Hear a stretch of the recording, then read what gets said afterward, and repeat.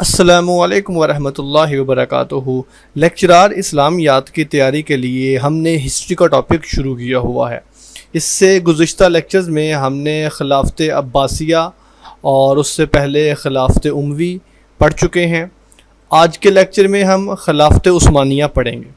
خلافت عثمانیہ کی مین out line یہ ہے، اس کا تعارف ہوگا ابتدائی دور کے حکمران، سلطانی دور کے حکمران، دور عروج یا عثمانی خلفاء جن کے ایسے سلطان یا ایسے بادشاہ جنہوں نے خلیفہ کا لقب اپنے لیے یوز کیا۔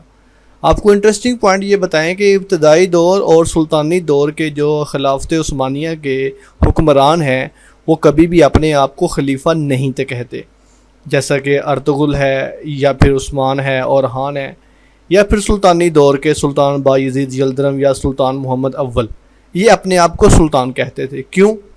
یہ انشاءاللہ آگے چل کے آپ کو بتائیں گے۔ اس کے بعد پھر دور زوال میں کون کون سے حکمران آتے ہیں، ان کے نام، خلافت ختم کب ہوتی ہے، اور پھر خلافت عثمانیہ کا ڈھانچہ جس میں ینیچری کے بارے میں پڑھیں گے، نظام جدید، بحری فوج، ایئر فورس اور عہد عثمانی کے شیخ الاسلام وغیرہ وغیرہ۔ یہ ساری تفصیلات انشاءاللہ العزیز آپ کے ساتھ ون بائی ون کر کے ڈیٹیل کے ساتھ ڈسکس کریں گے، اینڈ لاسٹ پہ پھر عہد عثمانی کے اہم نکات پڑھیں گے کہ وہ مشہور MCQs جو خلافت عثمانی کے متعلق پوچھے گئے ہیں۔ اس کے بعد انشاءاللہ ہمارا پھر تاریخ بر صغیر پر ایک لیکچر رہ جائے گا، اور پھر انشاءاللہ ہماری ہسٹری کا ٹاپک جو ہے وہ کمپلیٹ ہو جائے گا۔ تعارف شروع کرتے ہیں جی۔ سلطنت عثمانیہ یہ تقریباً 1223 سے لے کر 1924 تک رہی ہے۔ ابھی تک مسلمانوں کی 3 بڑی خلافتیں گزری ہیں، امیہ، عباسیہ اور عثمانیہ۔ سب سے زیادہ ٹنیور جو گزارا ہے، سب سے زیادہ جو عرصہ گزارا ہے وہ خلافت عثمانیہ نے گزارا ہے۔ یہ اصل میں ترک مسلمانوں کی خلافت تھی۔ اچھا، اوپر اموی خاندان سے اموی سلطنت ہے، حضرت عباس بن عبد المطلب کے خاندان سے عباسی ہے، تو کچھ لوگوں کے ذہن میں یہ خیال آتا ہے کہ اچھا جو خلافت عثمانیہ ہے یہ پھر حضرت عثمان علیہ رضی اللہ تعالیٰ عنہ کی نسل میں سے لوگ ہوں گے، تو یہ غلط ہے۔ خلافت عثمانیہ حضرت عثمان کی نسل سے نہیں ہے، بلکہ یہ ایک ترک مسلمان تھے۔ جس طرح کہ ایک بڑا مشہور ڈرامہ ہے ارطغرل اینڈ اس کے بعد پھر عثمان، یہ ڈرامے ترکش سیریز ہیں، تو یہ ارطغرل کا بیٹا تھا عثمان، اس عثمان نے سلطنت عثمانیہ کی بنیاد رکھی اور پھر یہ خلافت عثمانیہ کہلائی۔ تو اس لیے یہاں پر یہ کنفیوژن دور کر لیں کہ خلافت عثمانیہ یہ حضرت عثمان رضی اللہ عنہ، عثمان غنی کے ساتھ اس کا کوئی تعلق نہیں ہے۔ یہ سلطنت 3 بر اعظموں پر پھیلی ہوئی تھی، یورپ، مشرق اور افریقہ، یعنی کہ ایشیا، یورپ اور افریقہ، 3 بر اعظموں پر۔ خلافت عثمانی کے 29 صوبے تھے جو عثمانی تھے یا ترک اوغوز قبیلے سے تعلق رکھتے تھے۔ ہم خلافت عثمانیہ کو پڑھنے کے لیے اس کو 4 حصوں میں ڈیوائیڈ کر سکتے ہیں، پھر ہمیں اچھے طریقے سے سمجھ آ جائے گی۔ ایک اس کا ابتدائی دور ہے، ایک اس کا سلطانی دور ہے، ایک اس خلافت عثمانیہ کا دور ہے یا جس کو ہم دور عروج کہتے ہیں، اور چوتھا جو ہے یہ دور زوال ہے۔ یہ 4 ان کے مشہور دور ہیں۔ ابتدائی دور وہ ہے کہ جب یہ خلافت ابھی اپنے پاؤں پر کھڑی نہیں تھی ہوئی۔ سلطانی دور وہ ہے کہ جس میں یہ مضبوط ہو گئے تھے، لیکن ان کی مضبوطی تو تھی لیکن خلافت ان کے پاس نہیں تھی۔ وہ خلافت کیوں نہیں تھی وہ آپ کو انشاءاللہ آگے چل کے بتاتے ہیں کہ خلافت ان کے پاس کیوں نہیں تھی، اور پھر جب ان کو ایک خلافت مل گئی تو وہ ان کا ایک الگ دور ہے۔ اور دور زوال جب پھر ایک ان کا زوال شروع ہوا، اور یہ سلیمان اعظم سے شروع ہو کر آخری عثمانی خلیفہ عبد المجید ثانی تک رہتا ہے۔ اب شروع کرتے ہیں اس کو ون بائی ون۔ سب سے پہلے ابتدائی دور دیکھتے ہیں۔ یہ ارطغرل ڈرامہ جن لوگوں نے دیکھا ہوا ہے، آئی ریکمینڈ کہ آپ وہ ایک دفعہ دیکھ لیجیے گا۔ ویسے بہت زیادہ لینتھی ہے، وہ ان کی سیریز ہے، پورے 5 سیزن ہیں، and it's too much heavy, لیکن اس کا لب لباب یہ ہے کہ ایک کریکٹر ہے ارطغرل غازی۔ یہ وہ شخص ہے، یہ ہجرت کر کے اناطولیہ پہنچتا ہے، اور اس نے دیکھا کہ 2 لشکر آپس میں لڑ رہے ہیں۔ ایک لشکر کی تعداد زیادہ ہے اور دوسرے لشکر کی تعداد جو ہے وہ کم ہے۔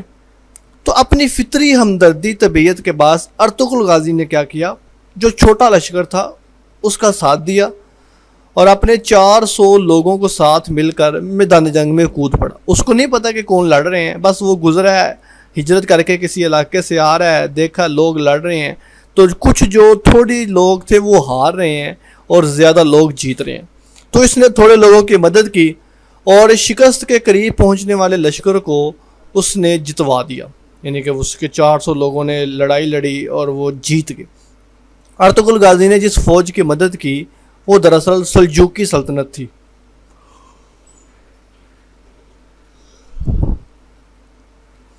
سلجوق سلطنت ایک پورا اپنا بیک گراؤنڈ رکھتی ہے, ایک پوری اپنی تاریخ رکھتی ہے.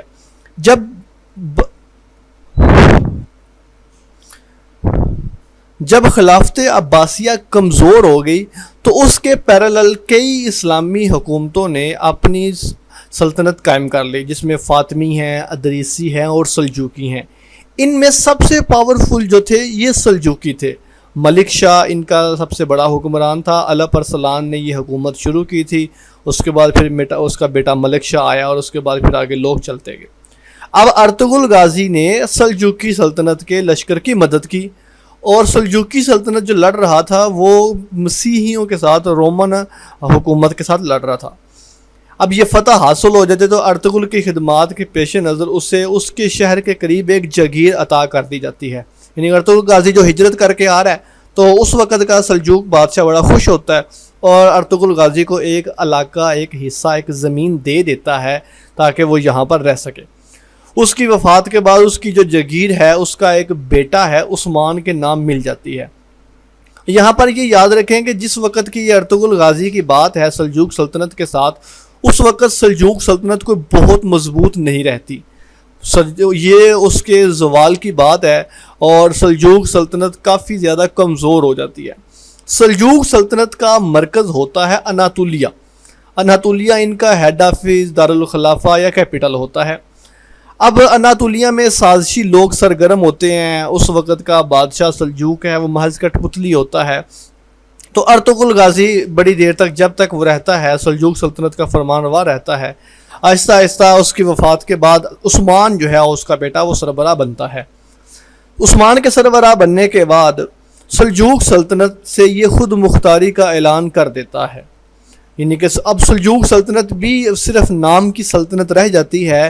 جو الپ ارسلان اور ملک شاہ اور ملک سنجر وغیرہ جو سٹینڈرڈ سیٹ کر کے جاتے ہیں, وہ پیرامیٹر سیٹ کر کے جاتے ہیں, بعد میں آنے والے حکمران اس کو میٹ نہیں کر پاتے, جس وجہ سے سلجوق سلطنت زوال کا شکار ہو جاتی ہے.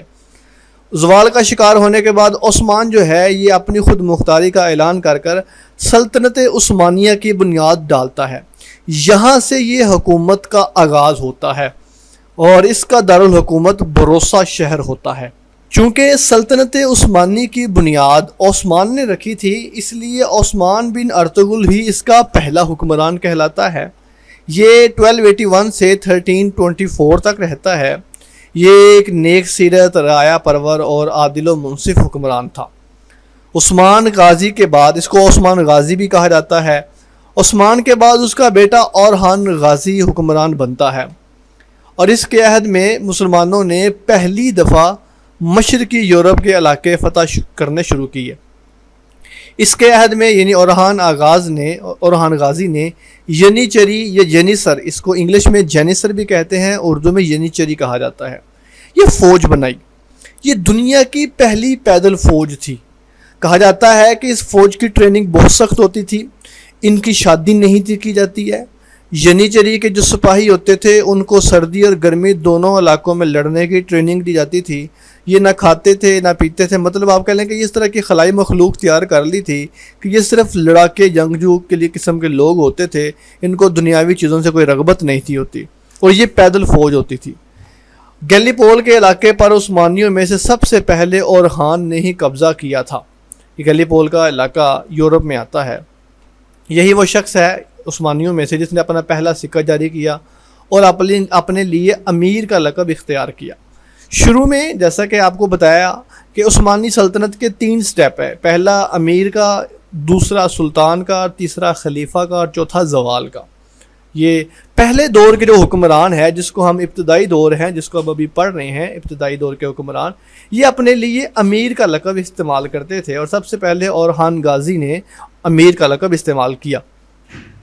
اور کہا جاتا ہے کہ اورحان غازی کے بعد جب مراد اول حکمران بنا تو اس نے اپنے باپ اور اورحان غازی کی حکومت کو 5 گنا تک وسیع کر دیا۔ اس نے ایشیا کی بجائے پورے یورپ کی طرف فتوحات کا سلسلہ شروع کیا، اور کوسووا میں سلطان مراد اول اور یورپ کی ریاستوں کے درمیان لڑائی ہوتی، اس میں اورحان غازی کو فتح ہوئی، لیکن مراد اول کو، لیکن مراد اول خنجر سے زخمی کر دیا گیا اور مراد اول فوت ہو گیا، اور جنگ کے دوران ہی مراد اول کا بیٹا بایزید یلدرم حکمران بنتا ہے۔ آپ اس طرح سمجھ لیجئے کہ ابتدائی دور کے 3 حکمران ہیں، عثمان بن ارطغرل غازی ہے، یہ اس کا کلر ذرا یہ کر لیتے ہیں، اورحان غازی ہے، اورحان غازی کے بعد مراد اول ہے۔ یہ 3 حکمران آتے ہیں ابتدائی دور کے، اور یہ امیر کہلاتے تھے۔ اس کے بعد سلطانی دور ہے، اور یہ بایزید یلدرم چوتھا حکمران ہے، جو 1389 میں بنتا ہے اور 1402 میں اس کی وفات ہوتی ہے، اور اس نے اپنے لیے سلطان کا لقب اختیار کیا۔ یہ پہلا عثمانی حکمران تھا جس کے بارے میں کہا جاتا ہے کہ یہ شراب پیتا تھا، اور اسے شراب کی عادت اس کی ایک عیسائی بیوی نے ڈالی تھی۔ بایزید یلدرم اور امیر تیمور لنگ کے درمیان انگورا، جس کو انقرہ بھی کہا جاتا ہے، ایک جنگ ہوتی ہے، اور اس میں بایزید یلدرم شکست کھاتا ہے اور امیر تیمور لنگ کی قید میں چلا جاتا ہے۔ اور یہ MC کو ایک دفعہ آیا ہوا ہے کہ سلطان بایزید یلدرم کس کی قید میں گیا تھا، یا پھر یہ کویشچن اس طرح بھی آتا ہے کہ امیر تیمور لنگ، یہ امیر تیمور وہ ہے جس نے دلی پر حملہ کیا، یہ اب کہہ لیں کہ ایشیا کے وسط سے ہوتا ہوا یورپ، اور اس نے پوری تباہی مچائی ہے، کھوپڑیوں کے مینار اس نے بنائے ہیں امیر تیمور لنگ نے۔ یہ امیر تیمور لنگ اتنا ظالم جابر حکمران تھا کہ اس وقت کی سلطنت عثمانیہ کا جو سلطان تھا، جس کا نام بایزید یلدرم تھا، اس نے اس کے ساتھ جنگ کر کے اس کو بھی قید کر لیا۔ اب آپ اندازہ کریں کہ ایک ایسی سلطنت کے جس کا امیر ہی قید ہو جاتا ہے، اس کے بعد کیا اس ریاست کا، کیا اس سلطنت کا، کیا اس خلافت کا کوئی کانسیپٹ باقی رہتا ہے؟ لیکن آپ دیکھیں کہ 1402 میں اس کا خلیفہ سلطان قید ہوتا ہے، لیکن اس کے باوجود بھی اگلے 500 سالوں تک، یعنی 1902 سے 1924 تک یہ سلطنت عثمانیہ قائم رہتی ہے۔ کیسے رہتی ہے؟ یہ یقیناً اس کے بعد کے آنے والے لوگوں کا کردار ہے۔ اب سلطان بایزید یلدرم کے قید ہونے کے بعد سلطان محمد اول حکمران بنتا ہے۔ بایزید کی امیر تیمور کے ہاتھوں شکست سے ایسا لگتا تھا کہ عثمانی خلافت ختم ہو جائے گی، لیکن اس کا بیٹا سلطان محمد اول اس حکومت کو سہارا دیتا ہے۔ اس لیے سلطان محمد اول کو سلطنت عثمانیہ کا دوسرا بانی یا حقیقی بانی کہا جاتا ہے، اور یہ سلطان چلبی کے نام سے مشہور تھا۔ یعنی کہ بایزید یلدرم کی شہادت کے بعد، فوت ہونے کے بعد، امیر تیمور لنگ چلا جاتا ہے، اور یہ جو تیموریہ سلطنت کا ایک طوفان اٹھتا ہے جو ایشیا کو اور پورے یورپ کو تباہ کرتا ہے، وہ دوبارہ منگولیا کی طرف سمٹتے ہوئے ختم ہو جاتا ہے۔ اب اس کے بعد اس کا بیٹا سلطان محمد اول حکمران بنتا ہے، تو وہ اس حکومت کو سہارا دیتا ہے، اپنے علاقے میں فسادات کو اور جو اس کے خلاف غداریاں ہوتی ہیں اس کو ختم کرتا ہے، اور اس کے ساتھ ساتھ حکومت کو مضبوط کرتا ہے۔ اٹس کال سلطان مراد سلطان محمد اول۔ یہ تقریباً 1413 سے 1421 تک اس کا ٹینیور ہے۔ اس کے بعد سلطان مراد ثانی یا سلطان مراد دوم بنتا ہے، 18 سال کی عمر میں تخت نشین ہوتا ہے۔ یہ بھی ایشیا کوچک کے علاقوں کو فتح کرتا ہے اور اس کے ساتھ ساتھ صلیبی فوج کو شکست دیتا ہے۔ یہ ایک عدل و انصاف پرور، رعایا پرور اور انصاف پسند حکمران تھا۔ چونکہ ہماری ڈسکشن شروع میں یہی ہوئی تھی کہ ہم صرف ان کے مین حکمران پڑھیں گے، جو کہ سارے ہی ہم پڑھیں گے، لیکن ان کی جو اہم چیزیں ہوں گی ہم وہ ڈسکس کریں گے۔ تو دیٹس اٹ، 18 سال کی عمر میں تخت نشین ہوا، صلیبی فوجوں کے ساتھ جنگ کی، ایشیا کوچک کو فتح کیا۔ اس کے بعد سلطان محمد فاتح آتا ہے۔ اس کو فاتح قسطنطنیہ بھی کہا جاتا ہے۔ یہ وہ شخص ہے جو سلطان مراد دوم کا بیٹا ہے۔ قسطنطنیہ یا قسطنطائن امپائر جو ہے یہ رومن امپائر کا ہب ہے، اس کا کیپٹل ہے، اس کا دارالخلافہ ہے۔ آپ کو معلوم ہوگا سیرت النبی کے زمانے سے ہی ہم پڑھتے آ رہے ہیں کہ قسطنطنیہ مسلمانوں کو فتح کرنا ہے۔ حضرت ابو ایوب انصاری حضرت عثمان غنی کے عہد میں امیر معاویہ کی قیادت میں حملہ کرتے ہیں اور قسطنطنیہ کی جو دیوار ہے اس کے پہلو میں دفن ہوتے ہیں۔ آج بھی ان کا مزار ترکی میں موجود ہے۔ یہ وہی قسطنطنیہ ہے کہ جس کو حضرت عثمان غنی کے عہد سے فتح کرنے کی کوششیں کی جا رہی تھی، لیکن وہ ابھی تک فتح نہیں تھا ہو سکا۔ آخرکار یہ فتح کی لکیر سلطان محمد فاتح کے ہاتھ پہ لکھی ہوتی ہے۔ پچھلے 700 برسوں سے یہ قسطنطنیہ قبضہ کرنے کی کوششیں چلی آتی ہیں، لیکن ہر بار ناکام ہوتا ہے۔ اس کی ریزن کیا ہے؟ اصل میں اگر آپ قسطنطنیہ کا نقشہ دیکھیں تو یہ 3 طرف سے بحیرہ فاسفورس سے گرا ہوا ہے، یعنی کہ 3 طرف سے اس کے سمندر ہے، اور چوتھی طرف ایک دیوار ہے جس کو گولڈن ہرن زنجیر لگا کر بند کر رکھا تھا، اور 28 جنگی جہاز اس وقت ہر وقت اس بحرگاہ پر، اس راستے پر معمور ہوتے تھے سیکیورٹی کے لیے۔ 22 اپریل 1453 کو سلطان محمد فاتح اس کو فتح کرنے کی کوشش کرتا ہے۔ اس پر ایک باقاعدہ مووی بھی ہے سلطان دا فاتح کے نام سے، جس کے اوپر ترکش لوگوں نے سلطان محمد فاتح کی ہسٹری کو ریپیٹ کیا ہے اور اس کو بڑی ڈیٹیل کے ساتھ بیان کیا ہے۔ نیچے ڈسکرپشن میں اس کا لنک موجود ہے، آپ وہ ویڈیو دیکھ کر، وہ بلکہ پوری مووی دیکھ کر سلطان محمد فاتح نے یہ قسطنطنیہ کیسے فتح کیا اس کو دیکھ سکتے ہیں۔ اس نے کیا کیا؟ اس نے خشکی پر تختوں کی شاہراہ تیار کی اور اس پر تیل اور گھی ڈال کر اسے خوب پھسلواں بنایا۔ اس کے بعد اپنے 80 بحری جہاز مویشیوں کی مدد سے گھسیٹ کر دوسری طرف پہنچا دیے اور شہر کے محافظوں پر آسانی سے قابو پا لیا۔ یہ تو جسٹ 3 سے 4 لائنوں میں آپ کو بتا دیا کہ ایسے فتح ہوا، لیکن اگر آپ وہ مووی دیکھیں تو اس میں پوری ڈیٹیل آتی ہے۔ ظاہر بات ہے قسطنطائن جو تھے وہ بھی تو اپنے علاقے کو بچانے کے لیے چپ تو نہیں تھے بیٹھے ہوئے، انہوں نے بھی بہت زیادہ جنگی چالیں چلی، اور پھر زمین دوز حملے ہوتے ہیں، اور پھر اس میں ایک بڑا کریکٹر آتا ہے سلطان محمد فاتح کے پاس ایک کرسچن کہنے شخص ہوتا ہے جو وہ تیار کرتا ہے، جس کو کہتے ہیں جس کا گولا پھینکا جاتا ہے، توپ، وہ بہت بڑی توپ تیار کرتا ہے جس سے قسطنطنیہ کی باہری دیوار میں شگاف ہوتا ہے اور پھر بھرپور لڑائی ہوتی ہے۔ تو بہرحال سلطان محمد فاتح وہ شخص ہے جو قسطنطنیہ کو فتح کرتا ہے، اور یہ اپنا دارالحکومت جو ہے بروسا سے قسطنطنیہ منتقل کر کے اپنے لیے کیسر روم کا خطاب اختیار کرتا ہے۔ رومن امپائر یہ وہی ہے جو حضرت عمر فاروق رضی اللہ تعالیٰ عنہ کے عہد میں سرنگو ہو چکی تھی، لیکن اس کے اثرات ابھی بھی باقی تھے۔ گو کہ وہ اس قدر پاورفل نہیں رہی جس قدر حضرت عمر فاروق کے دور میں تھی، لیکن اس کے صحیح اثرات ختم ہوتے ہیں 750 سال بعد جا کر عثمانی سلطنت سلطان محمد فاتح کے عہد میں۔ کہا جاتا ہے کہ اس نے 54 دن تک شہر کا محاصرہ کیے رکھا۔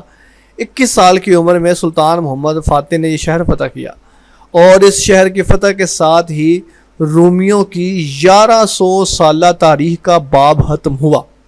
1100 ایئرز رومن نے قسطنطنیہ پر حکومت کی ہے، اور کہا جاتا ہے کہ سلطان محمد فاتح ہی وہ پہلا عثمانی حکمران تھا جس نے بحری قوت کو ترقی دی، یعنی اس نے آپ کہہ لیں کہ جو نیوی فورس ہوتی ہے اس کو پاورفل کیا۔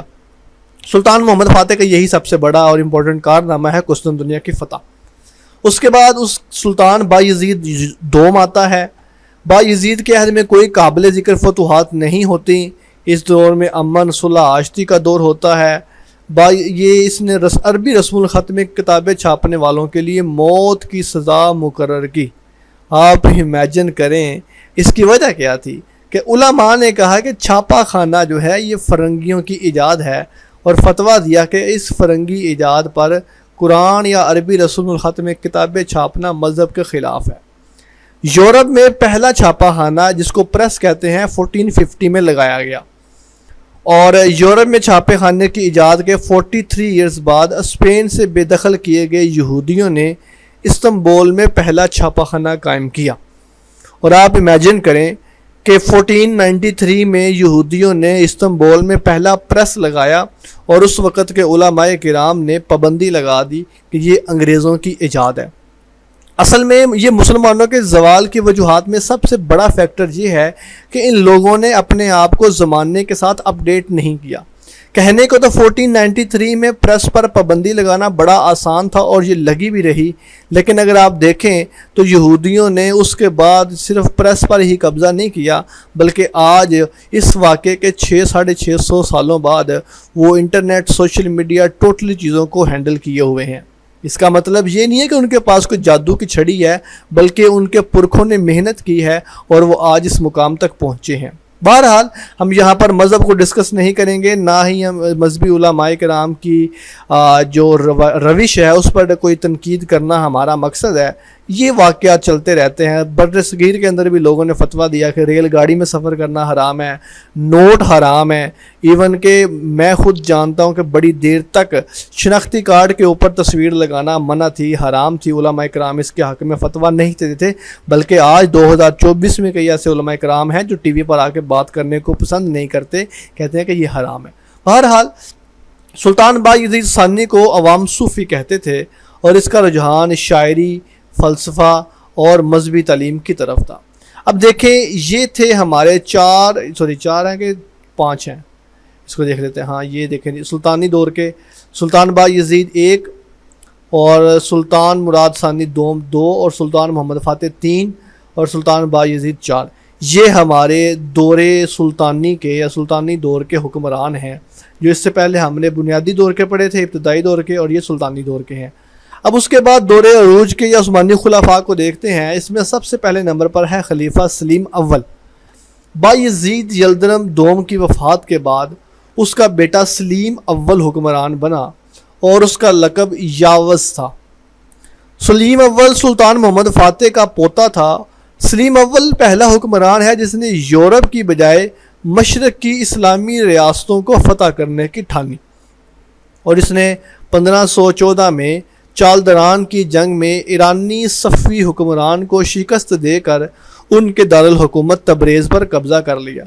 جب عباسی خلافت ختم ہوتی ہے تو جیسا کہ بتایا گیا کہ اس کے پیرالل کئی ایک حکومتیں تھیں، ادریسی، فاطمی، صفوی اور اس کے ساتھ ساتھ مملوک سلطنت وغیرہ وغیرہ، سلجوق بھی ہے۔ اب یہ یورپ کی جانے کے بجائے سلطان سلیم اول اس نے یورپ مشرق کی طرف رخ کیا تاکہ اس کے ارد گرد جو اسلامی ریاستیں ہیں یہ ان پر قبضہ کر کے اپنی اسلامی خلافت یعنی سلطنت عثمانیہ کو مزید بڑھاوا دے۔ 1544 میں حلب کے پاس مرج دابق، یہ جگہ کا نام ہے، جنگ میں مملوکوں کو شکست دے کر اس نے شام اور فلسطین پر قبضہ کر لیا۔ صفوی جو تھے یہ ایران پر تھے اور مملوک جو تھے یہ مصر، شام اور فلسطین، عراق کے علاقے میں تھے۔ قاہرہ میں مملوکوں کے ساتھ آخری فیصلہ کن جنگ ہوتی ہے مرج دابق کی جنگ۔ اور اگر آپ کو یاد ہو تو جب ہم نے سلطنت عباسیہ کے بارے میں پڑھا، اس کے زوال کے ٹاپک میں پڑھا اس سے پچھلے لیکچر میں، تو آپ کو یہ بتایا گیا تھا کہ آخری عباسی خلیفہ اگرچہ مستعصم باللہ تھا، لیکن سلطان مملوک شمس الدین بیبرس جو تھا وہ عباسی خاندان کے ایک چشم و چراغ کو اپنے پاس لے آیا اور خلافت کے تبرکات جو تھے وہ اس کے پاس تھے۔ اگرچہ حکومت بیبرس اور صفوی خاندان کی اور مملوکوں کی تھی، لیکن ظاہری طور پر وہ خلافت کا نام لیتے تھے کیونکہ خلیفہ ان کے پاس تھا۔ خلیفہ کی حیثیت محض کٹ پتلی کی تھی۔ جب ملک سلیم اول نے سلطان سلیم اول نے حملہ کیا، مملوکوں کو شکست دی، تو اس وقت کا جو عباسی خلیفہ تھا وہ متوکل علی اللہ تھا۔ مملوکوں نے متوکل اللہ کے ہاتھ پر بیعت کی۔ یاد رہے، یا میں دوبارہ ریپیٹ کر دوں، اگرچہ ہلاکو ہاں کے حملے کے بعد خلافت عباسیہ حکم ہو گئی تھی، لیکن سلطان بیبرس نے عباسی شہزادہ ابو القاسم احمد کے ہاتھ پر بیعت کر کے خلیفہ نامزد کیا تھا، اور یہ خلافت محض کٹ پتلی تھی۔ سلیم اول کے دور میں عباسی خلیفہ متوکل سوم تھا، یعنی کہ آپ دیکھیں ذرا کہ جب شہزادہ یہ سلیم اول نے حملہ کیا تو اس وقت متوکل سوم جو تھا وہ عباسی خلیفہ تھا۔ سلیم اول متوکل سوم کو گرفتار کر کے اپنے ساتھ استنبول لے گیا۔ ایک تقریب کے دوران عباسی خلیفہ متوکل سوم خلافت سے دستبردار ہو جاتا ہے، اور خلافت سے دستبردار ہونے کے بعد اس نے تبرکات یعنی علم، وہ علم جو اللہ کے نبی کے ساتھ منسوب تھا، تلوار اور چادر یعنی کہ ردائے مبارک، جو خلفاء کے پاس بطور نشان خلافت چلی آتی تھی، وہ سلیم اول کے حوالے کر دیا. اور یہ وہ سلیم اول ہے کہ جس کے پاس پھر باقاعدہ خلافت عثمانیہ آتی ہے. اس سے پہلے کوئی خلیفہ نہیں تھا، یا تو امیر تھے یا سلطان تھے یا پھر کیسر روم تھا، یعنی کہ جو سلطان محمد فاتح نے اپنا لقب اختیار کیا. لیکن جب سلیم اول نے مملوکوں کو شکست دے دی اور خلافت کے تبرکات حاصل کر لیے تو پھر یہ خلیفہ بن گیا. خلیفہ متوکل بعد ازاں استنبول گئے اور وہیں پر سلطان سلیمان اول کے حکومت میں مصری معاملات میں مشیر خاص بھی رہے اور 38 یا 39 سال کی عمر میں استنبول میں وفات پائی. کہا جاتا ہے کہ حجاز کے امیر نے مکہ اور مدینہ کی کنجیاں بھی سلیم کے حوالے کر دی. حجاز کے علاقے میں اس وقت تک علیحدہ سے ایک سیٹ اپ تھا، یہ خلافت میں شامل نہیں تھے. سلیم اول نے مکہ اور مدینہ کو بھی اپنے قبضے میں کر لیا. مکہ مدینہ حاصل کر لیا، مملوک سلطنت ختم ہو گئی، اس کے بعد صفوی حکومت ختم ہو گئی، تو سلیم اول مسلمان دنیا کا سب سے طاقتور حکمران بن گیا. اور جب اس کے پاس خلافت کے نشانات آ گئے تو اس نے اپنے آپ کو پہلا خلیفہ قرار دیا، جبکہ ان سے پہلے عثمانی جو تھے وہ سلطان یا بادشاہ کا لقب استعمال کرتے تھے. اور یہ بات ہے 1517 کی. 1517 میں خلافت عثمانیہ کا باقاعدہ آغاز ہوتا ہے. سلیم اول کے بعد اس کا بیٹا سلیمان اعظم 26 سال کی عمر میں خلیفہ نامزد ہوتا ہے. کہا جاتا ہے کہ اس کو دلی کے اورنگزیب کے ساتھ تشبیہ دی جاتی ہے. اورنگزیب عالمگیر بر صغیر کا آخری طاقتور بادشاہ تھا اور اس کے بعد بر صغیر میں مغل امپائر کا زوال شروع ہوتا ہے. اسی طرح سلیمان اعظم خلافت عثمانیہ کا آخری طاقتور بادشاہ تھا. یورپ والے اس کو ذیشان اور اہل ترک جو ہیں اس کو سلیمان قانونی کہہ کر پکارتے ہیں.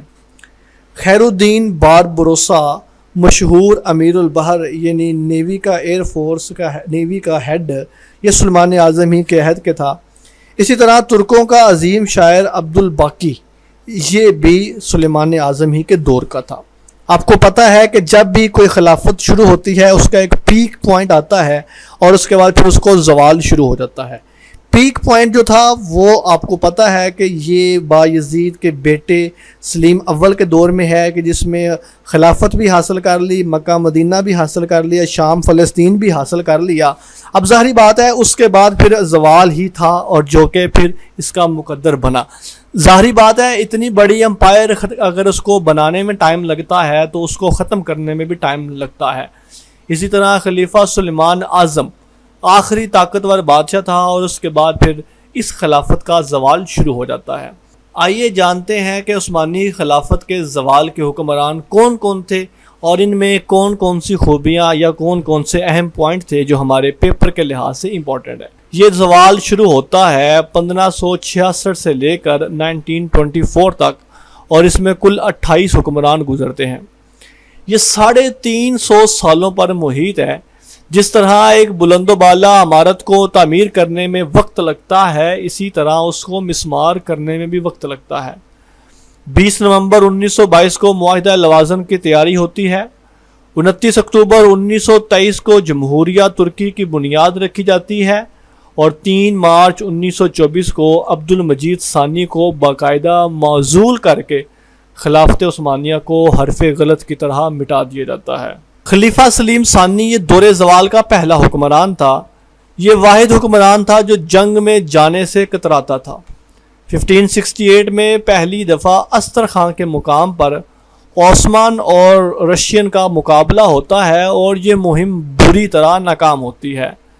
روس اور عثمانیوں کے درمیان صلح ہوتی ہے اور 1570 میں سلیم ثانی نے جزیرہ قبرص جس کو سائپرس کہا جاتا ہے آج کل وہ فتح کیا. 1878 تک جزیرہ قبرص پر عثمانیوں کی حکومت رہی. سلیم ثانی سے عبد الحمید ثانی تک 24 بادشاہ گزرے ہیں. یہ اب سلیم ثانی آ چکا ہے اور عبد الحمید ثانی ہے. یہ 24 حکمران ہیں جن کے نام بس آپ کے سامنے ڈسکس کرنے ہیں اور اس کے بعد پھر ان کو تھوڑا سا ڈیٹیل سے پڑھیں گے. دیکھتے ہیں جی امیر المومنین خلیفہ سلطان سلیم سوم. جس سال سلطان سلیم ثالث یا سوم تخت نشین ہوا اسی سال فرانس میں انقلاب آیا. فرینچ ریولوشن کے نام سے ایک پوری ہسٹری ہے انقلاب کی کہ کس طرح وہاں پر مزدوروں نے اٹھ کر اپنے بادشاہی نظام کو جڑ سے اکھاڑ ڈالا. اب ظاہری بات ہے ایک زلزلہ آنے کے بعد جیسے اس کے آفٹر شاکس آتے رہتے ہیں، اسی طرح اس ایک ریولوشن کے اثرات، اس کی ویوز دوسرے علاقوں تک پہنچتی ہے. اسی لیے سلیم نے اصلاحات کا بیڑا اٹھایا. نئے اصولوں پر پہلا فوجی دستہ 1795 میں تیار ہوا جس کی تعداد 12,000 تھی. اس طرح رجت پسند پرانے خیال کے مذہبی پیشوا اس کے خلاف ہو گئے اور اسے تخت سے اتار دیا اور بعد ازاں اسے قتل کر دیا. مذہب کی چھاپ کسی بھی ملک سے کسی بھی خلافت سے ہٹانا بہت زیادہ مشکل ہے. اور مذہب ایک ایسی چیز ہے، کارل مارکس کے بقول مذہب ایک افیون ہے، اس کا نشہ لگ جاتا ہے. مذہب بذات خود ایک بری چیز نہیں بلکہ یہ انسان کو روحانی اسپرچولی ایک سپورٹ مہیا کرتی ہے. لیکن جب مذہب چند لوگوں کا ان کے گھر کی باندی بن کر رہ جائے، مذہبی پیشواؤں کے ذاتی ہوس کو پورا کرنے کا ذریعہ بن جائے، تو اس صورت میں مذہب بہت خطرناک چیز بن جاتی ہے. اب دیکھیں سلیم سوم اصلاحات کا بیڑا اٹھائے ہے، اپنے آپ کو زمانے کے ساتھ چینج کرنا چاہ رہا ہے، فرینچ ریولوشنز کی ویوز کے زیر اثر ہی کہہ لیں، لیکن مذہبی پیشوا اس کے خلاف ہو گئے اور اس کو قتل کر دیے. یہ ایسے ہی ہے جس طرح اوپر بات گزری ہے کہ وہاں پر جب پہلا پریس آیا تو اس وقت کے مذہبی پیشواؤں نے یہ فتویٰ دیا کہ اسلام کی بجائے فتویٰ دیا کہ کتابیں چھاپنا یہ غلط ہے، حرام ہے، اور پریس والوں کو باقاعدہ پھانسی لگا دی جاتی تھی. اس کے بعد سلطان مصطفیٰ چہارم آتا ہے. اس کو اس شرط کے ساتھ بادشاہ بنایا گیا کہ وہ سلیم سوم کی اصلاحات کو ختم کر دے گا، اور اس کے عہد میں اصلاحات کے حامیوں نے سلیم سوم کو دوبارہ بادشاہ بنانے کی کوشش کی، جس کی پاداش میں سلیم سوم کو قتل کر دیا گیا اور بعد ازاں سلطان مصطفیٰ چہارم کو بھی عہدے سے ہٹا دیا گیا. اب یہ ساری سازشی اور ریاستی امراء کی آپس کی ٹسل بازی کی کہانیاں آگے چلیں گی جب تک یہ خلافت ختم نہیں ہو جاتی. سلطان محمود دوم ہے، یہ محمود مصلح کے نام سے مشہور تھا. یہ وہ شخص ہے جس نے ینیچری کی فوج کو توڑ ڈالا. ینیچری کی فوج جیسا کہ آپ کو معلوم ہے کہ شروع میں یہ بنائی گئی تھی اور یہ پہلی باقاعدہ فوج تھی جو پیدل فوج تھی اور یہ بڑی طاقتور تھی. آہستہ آہستہ اس کا اثر و رسوخ بڑھتا گیا یہاں تک کہ اس کا اثر و رسوخ خلیفہ بنانے اور ہٹانے میں بھی ہونے لگا. تو جب سلطان محمود دوم آیا تو اس نے ینیچری کی فوج کو ختم کر دیا. یہ پہلا حکمران تھا جس نے یورپی لباس اختیار کیا، اور یہ وہ پہلا حکمران تھا جس نے پگڑی کے بجائے ٹوپی کا استعمال کیا، جسے آج کل ترکی ٹوپی کہا جاتا ہے. اس کے عہد میں مصر کے گورنر محمد علی پاشا انہوں نے خود مختار حکومت کا اعلان کیا، جسے انگریز سامراج کی پشت پناہی حاصل ہوئی. آپ نے اوپر دیکھا فرینچ ریولوشن کا نام، تو اصل میں فرینچ ریولوشن یہ نشات ثانیہ ہے یورپ کی، کہ جب یورپ کروسڈ وار سے صلاح الدین ایوبی کے ساتھ لڑ کے تھک ہار گئے تو انہوں نے کہا کہ کیوں نہ اب ہم ایک نئے طریقے سے ان سے بدلہ لیں، اور وہ طریقہ تھا علم کا، سائنس کا. اسی لیے آپ دیکھتے ہیں کہ جب وہ نشات ثانیہ کے بعد یورپ والے دنیا میں نکلے ہیں تو وہ سارے ملک بلکہ کیا ساری دنیا کھا گئے ہیں. انہوں نے خلافت عثمانیہ ختم کر دی ہے، انہوں نے جتنی بھی بڑی بڑی امپائرز تھی وہ ساری ختم کر دیا، مغل امپائر ختم کر دی. یہاں پر یو کے والے لوگ آ گئے، اور یہ سارا اب ایشیا تک کہا جاتا ہے کہ انگلینڈ یو کے کی ریاست اتنی وسیع ہوگی کہ ان میں کبھی سورج غروب نہیں تھا ہوتا. اس کی ریزن کیا تھی؟ سمپل ریزن تھی کہ وہ سائنس میں آگے چلے گئے، انہوں نے مذہب کو پیچھے چھوڑ دیا، اور اس کا پھر ایک اثر یہ ہوا کہ آج کے دور تک الحاد کے اثرات جو ہیں وہ پوری دنیا میں آپ کو نظر آتے ہیں. اب یہ دیکھیں انگریز سامراج کی پشت پناہی حاصل ہے مصر کے گورنر کو، اور محمد علی پاشا اپنی حکومت قائم کرتے ہیں. اچھا، اگر آپ یہاں پر تھوڑا سا یہ بھی سمجھیں کہ جیسے جیسے یہ حکومت زوال پذیر ہوتی ہے اس وقت خود مختار حکمرانوں کی تعداد زیادہ ہو جاتی ہے. جس کا تھوڑا سا بھی ہاتھ پڑتا ہے وہ کوشش کرتا ہے کہ اپنا خطہ لے کر علیحدہ ہو جائے. اور انگریزوں کا تو شروع سے اصول ہے ڈیوائڈ اینڈ رول، کہ تقسیم کرو اور حکومت کرو. تو ہر تقسیم یا علیحدہ ہونے والے بندوں کو اس وقت کے اور آج کے سامراج کی مکمل پشت پناہی حاصل ہوتی ہے. سلطان محمود دوم کے بعد سلطان عبد المجید اول آتا ہے، اور اس کے عہد میں روس اور ترکی کی جنگ ہوتی ہے جسے جنگ کریمیا کہا جاتا ہے. 1855 میں ختم ہوتی ہے، اور یہ وہی جنگ ہے، یہ وہی ڈیوریشن ہے کہ جس وقت بر صغیر والے لوگ اپنی آزادی کی جنگ لڑ رہے تھے، جس کو غدر کہتے ہیں انگریز، اور بر صغیر والے جنگ آزادی کہتے ہیں 1857 میں۔ اب دیکھیں بر صغیر والے لوگ خود یو کے سے، خود سامراج سے جان چھڑانے کی کوشش کر رہے ہیں، اور دوسری طرف جو کہ ترکی اس وقت خلافت عثمانیہ کا بہت بڑا پہرے دار تھا، وہ اپنی آخری سانسیں لے رہا ہے، اور وہ اپنے آپ کو اس عذاب سے بچانے کے لیے جد و جہد کر رہا ہے۔ لیکن جس طرح ہر عروج کو زوال ہوتا ہے، اس طرح خلافت عثمانیہ کا بھی زوال مقدر ہو چکا ہے۔ سلطان عبدالعزیز اول آتا ہے۔ عبدالعزیز کے حد میں مدحت پاشا نے دستوری حکومت کا نقشہ تیار کیا اور پارلیمنٹ بن گئی، اصلاحات شروع ہو گئیں۔ یہ وہی اصلاحات ہیں جو فرینچ ریولوشنز کی ویوز کے زیر اثر ہیں۔ عبدالعزیز نے دستور اور پارلیمنٹ کو ختم کر کے مطلق العنان حکمران بن گیا۔ یہ دیکھیں مدحت پاشا نے کوشش کی ہے کہ کسی طریقے سے اصلاحات ہو جائیں، لیکن عبدالعزیز نے نہیں چلنے دی۔ نوجوان عثمانی ترک، یہ باقاعدہ ایک جماعت چلتی ہے اس کے عہد میں، اور مدحت پاشا نے عبدالعزیز کی معزولی کا فتویٰ لیا علماء کرام سے، اور مراد خامس کو خلیفہ بنا دیا گیا۔ یہ نوجوان عثمانی ترک، یہ وہی لوگ ہیں جو فرینچ ریولوشن کے زیر اثر انقلاب چاہتے ہیں، تبدیلی چاہتے ہیں، اصلاحات چاہتے ہیں، رائٹ ٹو ووٹ چاہتے ہیں، یعنی کہ مطلق العنانیت کی بجائے نوجوانوں کو شورا میں، پارلیمنٹ میں، ممبرشپ میں، گورنمنٹ میں شامل کرنے کا حق چاہتے ہیں، اور یہ نہیں ہونے دیا گیا۔ اس کے بعد سلطان مراد خامس آتا ہے، اس کو دماغی حالت خراب ہونے کی وجہ سے اس کو معزول کر دیا گیا۔ اس کے بعد عبدالحمید دوم آتا ہے۔ آپ کو معلوم ہے کہ مدحت پاشا وہ شخص ہے جو اصلاحات کی کوشش کرتا ہے، لیکن سلطان عبدالحمید تخت پر بیٹھنے کے صرف 6 ہفتے بعد مدحت پاشا کو وزارت سے علیحدہ کر کے قید کرتے ہیں، اور نہ صرف قید کرتے ہیں بلکہ قید ہی میں ان کو مروا دیا جاتا ہے۔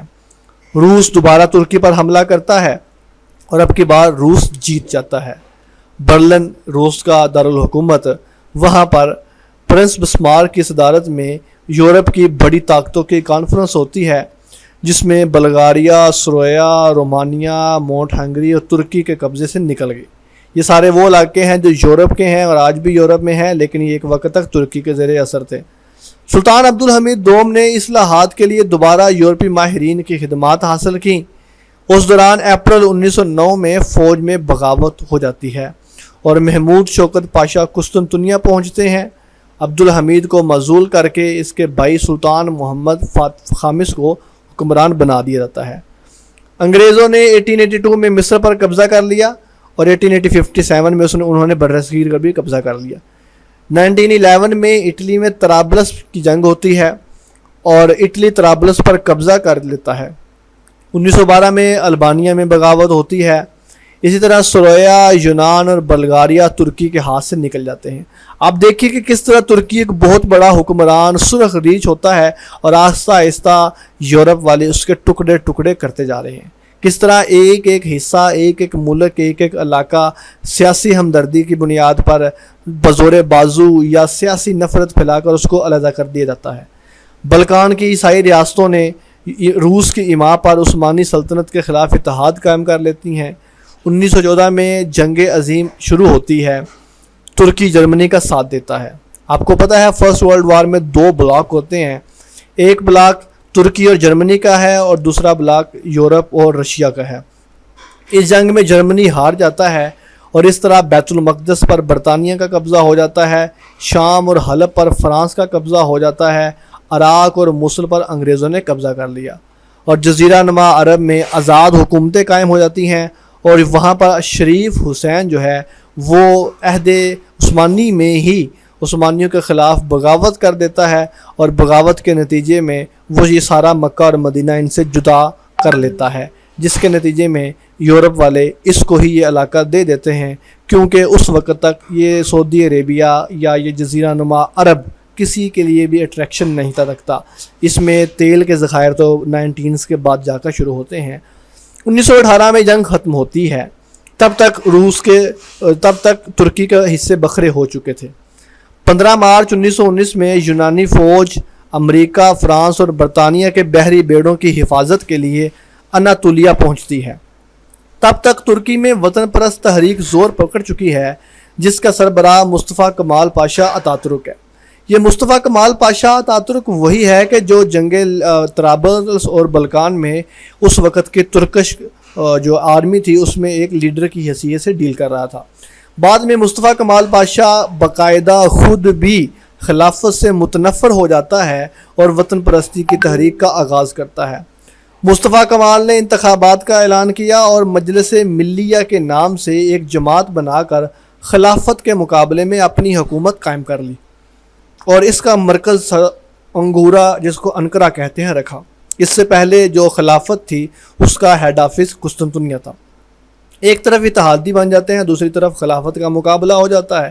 اور آپ کو پتہ ہے کہ سلطنت عثمانیہ میں کافی عرصے سے اصلاحات چل رہی ہیں اور آنے والی جو نوجوان ینگسٹر جنریشن تھی وہ بھی اصلاحات کی حامی تھی، اس لیے خلافت والوں کا اتنا بس نہیں چلتا۔ اتحادیوں نے کیا کیا، ترکی کی آزادی ختم کرنے کا ارادہ کیا اور سلطان وحید الدین سے 16 اگست 1920 کو دستخط بھی لے لیے، اور وہ یہ کہ ترکی کی آزادی ختم ہو جائے گی، ترکی آج کے بعد زیر قبضہ ہوگا۔ مجلس ملیہ نے اس معاہدے کو مسترد کیا اور جنگ کا اعلان کر دیا، اور مجلس ملیہ مصطفیٰ کمال پاشا اتاترک کیا۔ مصطفیٰ کمال پاشا نے یونانیوں کو شکست دی۔ سپٹمبر 1922 کو ترک جو تھے یہ سمرنا کے علاقے تک پہنچ گئے یونانیوں کو شکست دیتے ہوئے۔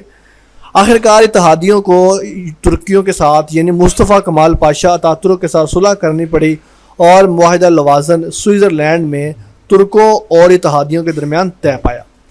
اب یہاں تک 1922 تک خلافت ختم ہو چکی ہے، لیکن کسی نہ کسی طریقے سے خلیفہ کا نام و نشان باقی ہے اور خلیفہ بھی باقی ہے۔ 31 اکتوبر 1923 کو سلطنت عثمانیہ اور خلافت کا باقاعدہ خاتمہ کر دیا جاتا ہے۔ انقرہ کو دارالحکومت قرار دیا جاتا ہے۔ مصطفیٰ کمال پاشا پہلے صدر منتخب ہوتے ہیں اور ملک ایک سیکولر جمہوری حکومت قائم ہوتی ہے۔ یہ سلطنت عثمانیہ کے آخری خلیفہ سلطان عبدالمجید ثانی ہیں جو 1924 میں ختم ہوتے ہیں، اور اس طرح سلطنت عثمانیہ خلافت عثمانیہ 650 سال سے زائد کا عرصہ گزار کر اپنے انجام کو پہنچتی ہے۔ اس کے انجام کی کیا وجوہات ہیں یہ تو ایک علیحدہ موضوع ہے، لیکن یہاں پر یہ بات یاد رکھ لیجئے کہ کوئی بھی حکومت جو ہے وہ زوال پذیر لازمی ہوتی ہے، کسی کو بھی ہمیشہ عروج نصیب نہیں رہتا۔ یہ ایک نیچرل سرکل ہے، اس سے کوئی بھی روگردانی نہیں کر سکتا۔ خلافت عثمانیہ کا ڈھانچہ دیکھ لیتے ہیں۔ ینیچری کی فوج تھی، یہ تو اوپر تھوڑا سا ڈسکس کیا جا چکا ہے، آگے اس کو تفصیل سے پڑھ لیتے ہیں۔ عثمانیوں کے دوسرے سلطان اور خان اول کے دور میں ینیچری کو باقاعدہ منظم شکل دی گئی۔ یہ مستقل پیدل فوج تھی جس کی حیرت انگیز شجاعت، نظم و ضبط اور وفاداری نے 3 صدیوں تک یورپی قوتوں پر اپنے دھاک بٹھائے رکھی، اور سلطنت عثمانیہ کی ابتدائی تمام فتوحات بلا شبہ اسی کے زور بازو کا نتیجہ تھی۔ ینیچری کے 3 مختلف دستے تھے جن میں یایا، سکبان اور آغا بولکلی شامل تھے۔ ینیچری کا سب سے بڑا عہدیدار ینیچری آغاسی کہلاتا تھا۔ ایک عہدہ ینیچری فنسی کا ہوتا تھا جو دراصل کاتب کا عہدہ ہوتا تھا اور جس کا ذمہ تنہا دینے کا ہوتا تھا۔ زمانہ امن میں دیوان کے اجلاس میں پہرا دینا، آگ بجھانا، اعلیٰ عہدیداروں کی حفاظت کرنا، سیکیورٹی کرنا، امن و امان قائم کرنا، دیگر ذمہ داریاں ینیچری کے سپرد ہوتی تھیں۔ ینیچری کے لیے اپنے افسروں کی اطاعت پہلی شرط تھی، اتحاد و مساوات دوسری، ظاہر و نمود و نمائش سے پرہیز تیسری اور دینداری چوتھی شرط تھی۔ جنگ کے دوران ینیچری کلب میں یعنی کہ مین میں سلطان کے گرد ہوتے تھے۔ ابتدا میں صرف 9 مسلم مسیحی ہی اس میں بھرتی کیے جاتے تھے، وہ اس لیے کہ ان کو مینٹلی ٹرین کیا جاتا تھا بادشاہ کی حفاظت کے لیے اور وطن سے محبت کے لیے۔ بعد میں مسلمان بھی بھرتی کیے جانے لگے۔ مسلمان اس لیے نہیں بھرتی کیے جاتے تھے کہ اس میں شک تھا کہ اگر مسلمان اتنے پاورفل لوگ ہیں تو پاسبل ہے وہ خلیفہ ہی مار ڈالیں، اور بغاوت کا خطرہ ہوتا تھا۔ جب تک سلاطین مضبوط تھے ینیچری قابو میں رہے، لیکن جب عنان حکومت کمزور ہاتھوں میں گئی تو ینیچری سرکش ہو گئے اور بدعنوانی حد سے بڑھ گئی، اور اس لیے 1826 میں محمود ثانی نے بالآخر اس کو ختم کر دیا۔ ینیچری کے خاتمے کو واقعہ خیریہ، نیکی کا واقعہ کہا جاتا ہے۔ یورپ کے اندر نظام جدید یا ترکی کے اندر نظام جدید کی بڑی اہمیت ہے، وہ کیا ہے؟ وہ دیکھیں، 19ویں صدی کے اوائل میں افواج کی جدید خطوط پر تربیت کی کوششیں شروع کی گئی. یعنی کہ جب تک یہ فوج تھی تو یہ جنگوں میں تلواروں کے ساتھ، نیزوں کے ساتھ اور تیروں کے ساتھ لڑتی تھی، جبکہ فرینچ ریولوشن کے بعد پسٹل اور رائفل اور اس طرح کی بارود وغیرہ ایجاد ہو چکا تھا. اور ینیچری کے بعد نظام جدید یہ پوائنٹ تھا کہ فوج کو بھی اس طرح کے ہتھیاروں سے لیس ہونا چاہیے. اور 1826 میں ہی سلطان محمود ثانی نے ینیچری کا خاتمہ کر کے ایک جدید عثمانی فوج کی بنیاد رکھی جسے نظام جدید کا نام دیا گیا. لیکن آپ کو معلوم ہے کہ اس کو سلطان محمود ثانی کو قتل کر دیا گیا صرف اس وجہ سے کہ اس نے فوج کے ساتھ اچھا سلوک نہیں کیا. افواج کی مدت ملازمت 20 سال تھی، سالانہ بھرتی کی تعداد 50,000 تھی. غیر مسلموں کو فوجی خدمت سے مستثنا تھا لیکن انہیں بھی فوج میں شامل کیا گیا. فوج کا امیر سپہ سالار ہوتا تھا. یہ ساری اصلاحات دھری کی دھری رہے گی جب سلطان محمود ثانی کو ہی قتل کر دیا گیا. یہ نظام جدید کے لیے پہلا اور آخری طریقہ تھا جو آزمایا گیا اور فلاپ ہوا. اور یہ صرف خالی معاہدہ اور خالی یہ والا منصوبہ فلاپ نہیں ہوا بلکہ چند سالوں بعد سلطنت عثمانیہ ہی فلاپ ہو گئی. بحری فوج، جو کہ عثمانی سلطنت جو تھے وہ ایک ایسے خطے میں تھے جہاں سے ارد گرد سمندر ٹچ کرتا تھا، اور سمندری اپنے حقوق کی حفاظت کرنے کے لیے بحری فوج کا ہونا بڑا ضروری تھا. 1308 میں بحیرہ مرمر میں جزیرہ امرالی کی فتح عثمانیوں کی پہلی بحری فتح تھی. جزیرہ مرالی کی پہلی فتح 1321 میں خلافت عثمانیہ کے جہاز پہلی بار جنوب مشرقی یورپ کے علاقے تھریس میں لنگر انداز ہوئے. عثمانی بحریہ دنیا کی پہلی بحریہ تھی جس نے بحری جہازوں پر توپیں نصب کی. نو ڈاؤٹ کہ یہ اپنے دور کے بڑے ویل ایجوکیٹڈ اور اپنے جنگی لحاظ سے بڑے ماہر تھے، لیکن جب آپ اپنے آپ کو وقت کے ساتھ تبدیل نہیں کریں گے تو آپ فلاپ ہو جائیں گے.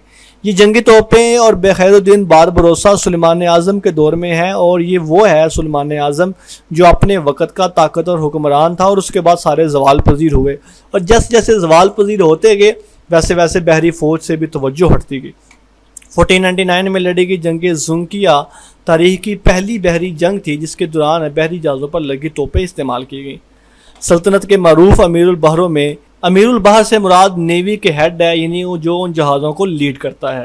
ان میں خیر الدین باربروسا بڑا اہم ہے، اس کا ایک MCQs بھی آیا ہوا ہے. پیری رئیس، حسن پاشا، پیالے پاشا، ترغت پاشا اور سید علی عثمانی تاریخ کے ساتھ ساتھ یورپ کی بحری تاریخ میں بھی ہمیشہ یاد رکھے جائیں گے. بحری فتوحات کے علاوہ ان کے علمی کارنامے بھی تھے.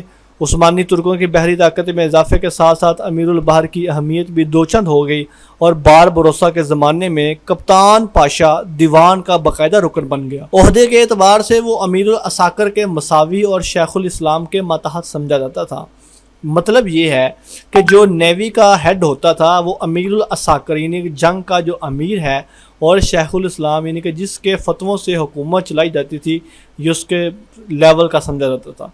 1827 میں جنگ ناوریہ میں برطانیہ، فرانس اور روس کے مشترکہ بحری بیڑوں کے ہاتھوں شکست ہوتی ہے، اور الجزائر اور یونان کے کھو جانے کے بعد عثمانی بحریہ کا زوال شروع ہوتا ہے. عثمانیوں نے ایئر فورس پر بھی کام کیا. اس کی بنیاد 1909 میں رکھی گئی. سلطنت عثمانیہ نے 2 ترک ہوا بازوں کو پیرس میں منعقد بین الاقوامی ہوا بازی کانفرنس میں شرکت کے لیے بھی بھیجا.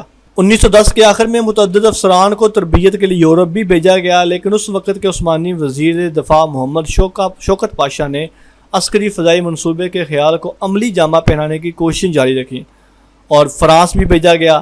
ان ہوا بازوں کی تربیت فروری 1921 میں مکمل ہوئی اور مزید افسران کو بھیجا گیا، لیکن اس سب کے باوجود بھی سلطنت عثمانیہ جو کہ کافی حد تک زوال کا شکار ہو چکی تھی، وہ 1912 یا 1921 کے ان طریقہ کار سے بھی اپنے پاؤں پر دوبارہ کھڑی نہ ہو سکی. عہد عثمانی کے مشہور شیخ الاسلام جو قاضی تھے وہ کون کون سے ہیں ان کو بھی دیکھ لیتے ہیں. مفتی کا درجہ تمام قاضیوں سے بڑھ کر تھا اور اسے مفتی اعظم کہا جاتا تھا.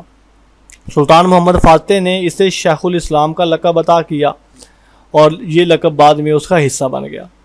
اس کی حیثیت عباسی دور کے قاضی القضاء کی سی تھی جس کو عربی میں انگلش میں ہم چیف جسٹس کہتے ہیں. اسی کا فیصلہ حتمی ہوتا تھا.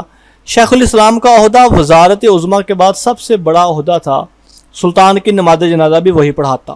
جس طرح کہ آج کی مسلم ریاست میں بھی 3 مین آرٹیکل ہوتے ہیں، مسلم کہہ گیا ہوں، جو بھی ڈیموکریٹک پارٹی ہوتی ہے اس میں ایک حکومت ہے، ایک جوڈیشنری ہے اور ایک اسٹیبلشمنٹ ہے، جہاں اس کو میڈیا بھی بعض دفعہ چوتھا کہہ لیتے ہیں۔ تو یہ آپ کہہ لیں کہ یہ جو جوڈیشنری ہے وہ شیخ الاسلام ہے۔ عثمانیوں کے پورے دور میں 131 شیخ الاسلام ہوئے ہیں، 131، 19 نے استعفیٰ دیا اور 3 کو اس میں پھانسی بھی دی گئی، اور یہ اکثریت ترکی نسل تھے۔ 1442 میں اس منصب کی ابتدا ہوئی اور مراد دوم کے عہد کے حضرت ملا شمس الدین فنار پہلے شیخ الاسلام مقرر ہوئے۔ آخری شیخ الاسلام مدنی محمد نوری تھے، جنہوں نے سلطنت کے خاتمے پر 1922 میں استعفیٰ دیا اور یہ عہدہ 498 ایئر یعنی کہ قریب 500 سال تک برقرار رہا۔